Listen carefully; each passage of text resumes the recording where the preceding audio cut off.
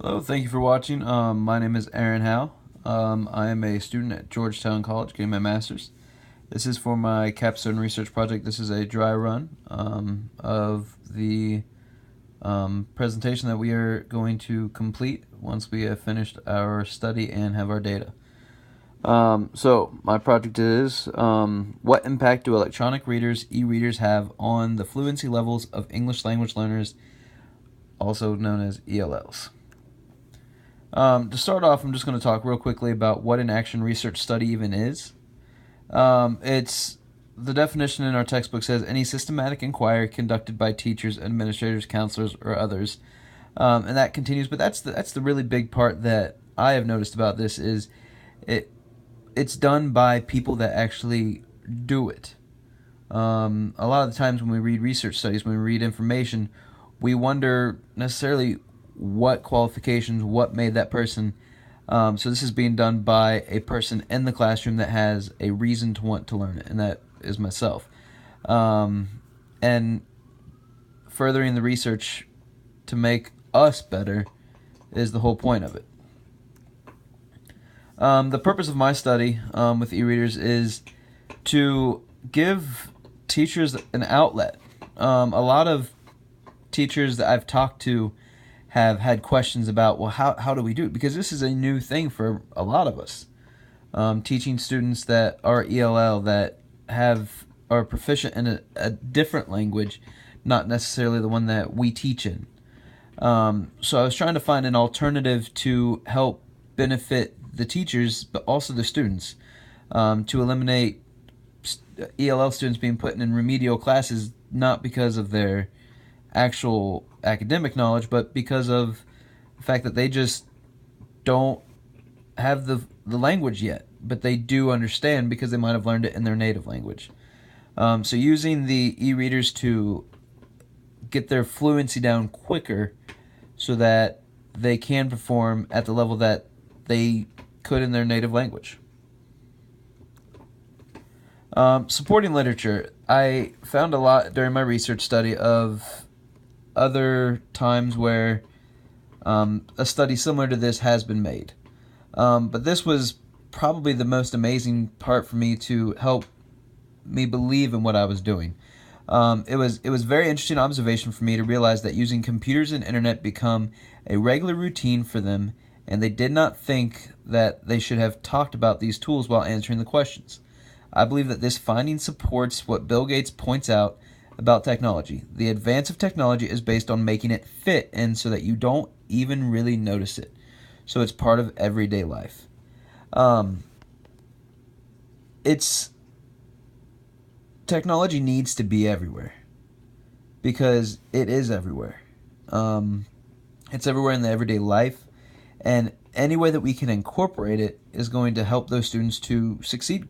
So, another part from another one of the articles I found is technology integration in foreign language teaching demonstrates the shift in educational paradigm from a behavioral to a constructivist learning approach. With the changes in everything, we have to change as well with it. We cannot just sit by and do what we did 20 years ago or even 10 years ago. Things are always changing, and that is one thing that, as well as changing, is how we have to approach our students. What educational process, what their thought process is, and how they're going to be successful at it. Another supporting literature. Is it must be pointed out that using both audio and visual presentation simultaneously leads to a higher effect when compared to a single presentation at one time. This research study was one of the founding ones that supported my thought process. It was in regards to a general education classroom. It was not ESL. But the reason I picked this one to help support me in my endeavors is e-readers have so many potential uses. It's not just something for them to read like a book. It's not just something for them to listen to like a tape. It can provide the visual stimuli that students like to see. It can provide the auditorial so that they can listen, and it's just gives them a whole lot more than just a paperback book. This one, to sum it up, it is talking about weaving technology into a literature curriculum, not using it as your sole focus, but having it in there to allow students to process things differently. Keeping students engaged is a very difficult thing to do sometimes, but if we think about what do students like to do, they like to do technology, and if it's something they want to do, they'll do a better job at it, and it might be able to help them more.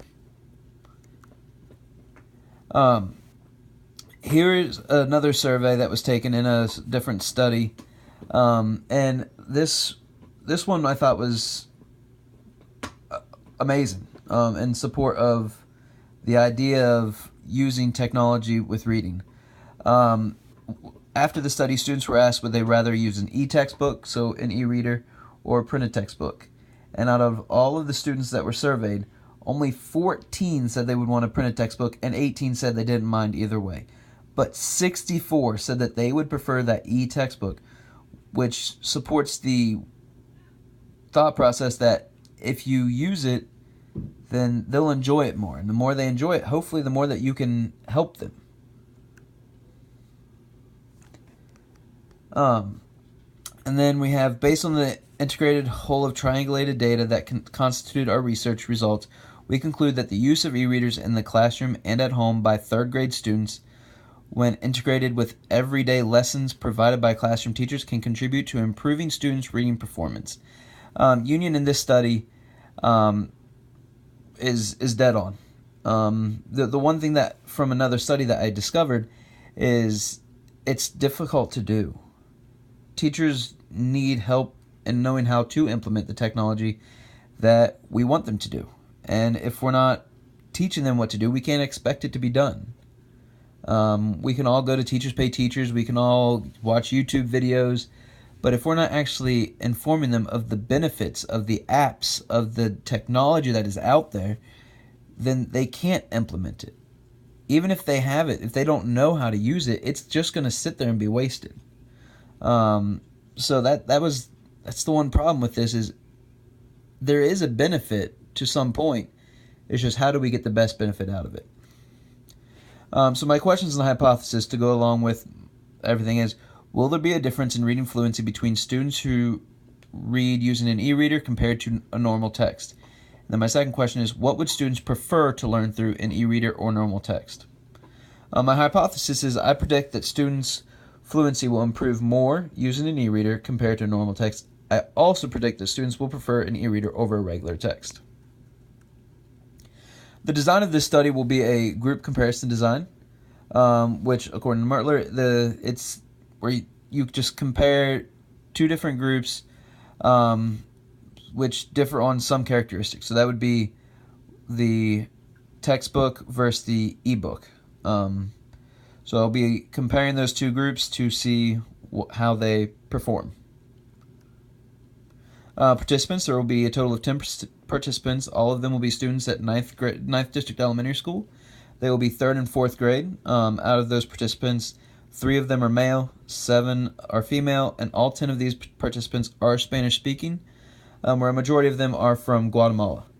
That is all of the students in 3rd and 4th grade that are considered ESL. Instruments and materials for this simply will be e-readers, iPads or tablets, timers for keeping track of the time, a recording device so I can listen to their speaking later, and a data tracker to keep track of the words correct and words missed. So my procedures for this is, over a 2-week time period, students will read stories and have their fluency monitored by number of words correct and number of words incorrect in a total of 1 minute. Tracking to see if they can get more done after practicing that story the day before in different ways. 1 week, students will read a story from a regular paperback book, and then the second week, students will read verse using an e-textbook.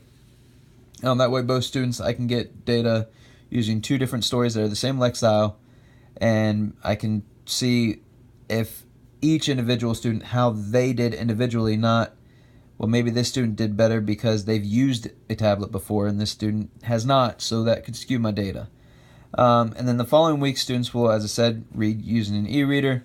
Upon completion of the 2 weeks of data collection, students will fill out a survey about their experience through the study, which I have on here later. Data collection. For data collection, all students will be given a pseudonym to keep complete anonymity. Data will be collected for all students over the whole 2-week time period. Once data is collected, it will be stored on a computer with a password so no one can get access to it.